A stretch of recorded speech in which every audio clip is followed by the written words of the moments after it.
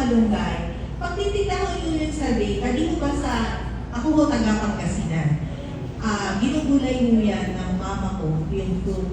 At then nabasa ko po doon sa equal, daw po yun, the leaves, the bark, the fruit. Doon po sa prutas, ang nakukuha ko nila doon sa seed, yun po yung moringa oil.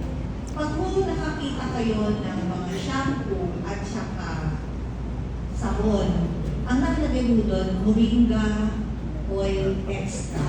Yun po yun, doon po siya nagagaling sa prutas. Kasi ginamit namin leaves. And then, yung source nun, alam ko may plantation sila ng malunggay.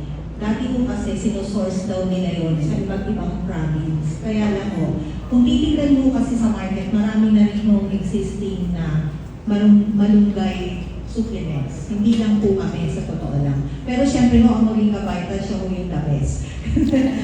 Syempre, love my own. Pero ano po yun? Marami yung demand before. So, ang ginawa ko nung may-ari, yun po yung kwento sa amin, nagtanim po sila. Para po yung source, hindi po sila umaasa dun sa mga binibilan nilang mga farmers. So, yun po yun. Talagang galing mo siya rito sa, dati nga ako nagagaling pa daw ng Davao, tapos ngayon mo nandito na lang siya sa Luzon. Yun po yung sabi, parang sa Kabanatuan po yata. Yung huling kwento nila sa akin.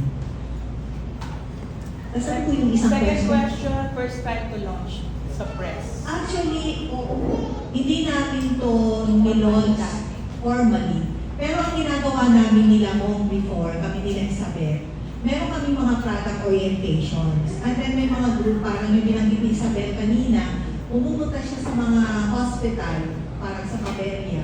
Nilo-launch namin siya sa mga nursing moms, mga soon-to-be moms. Tapos doon naman sa mga teenagers, pupunta kami sa mga school, doon naman sa mga age of puberty, para makatulong doon sa mga iron supplementation pag nagdadalaga na yung mga batang babae. At then, sa adults naman, lalo na po yung, alam niyo po yung pag matanda ka na, wala ka na rin gana kumain, yung mga elderlies. Yun po yung mga na-deprive marami ng mga vitamins and minerals sa katawan. Kasi hindi na po sila magana. Kung minsan, ang gusto lang po nilang kainin, lugaw. Nagpunta po kami sa Home for the Aged before.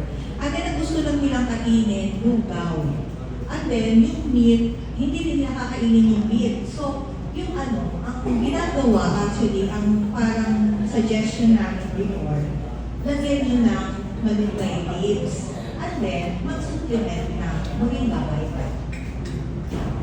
Para katulong tayo. So, alert tayo. So, sabi nga, ang kape, depende sa tao yan. May mga tao na sensitive sa kape. Di ba yung iba, konting kape, kumakabog na yung dibdib. May iba naman, kahit isang katerbang kape na yung ininom, wala pang effect sa kanila.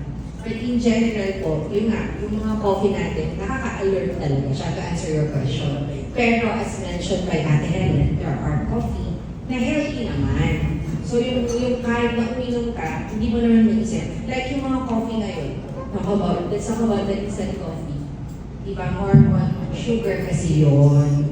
Yung sugar kasi dun sa coffee, actually, gusto ko lang i-share to. Because I was part of the medical mission of a provincial government.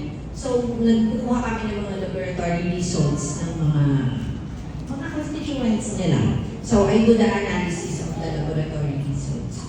Pag nakita niyo sila, alam mo, very young, mga 20s, 30s to 40s, they have very high sugar level. When you ask why, one, pag yung mga nagtatrabaho sa government, it's because of the instant coffee. But for the younger generation, yung mga estudyante, it's because of the milk tea. Ayun, kaya ang tataas ng sugar. Sorry, baka may nabasa ako dito. Pero yun, gusto ko lang i-share sa inyo. Kaya nga you have to choose coffee na healthy. Like, I think this one, napag-usapan natin yung sugar. Ayan, yung sugar. I think ang ginamit dito is stevia, right, Ate? So, hindi ito affect naman yung tumaas yung sugar level ng magtitake ng coffee. Ayun. Tapos, talking about acid reflux, and baka kasi magkaroon ng misconception yung iba.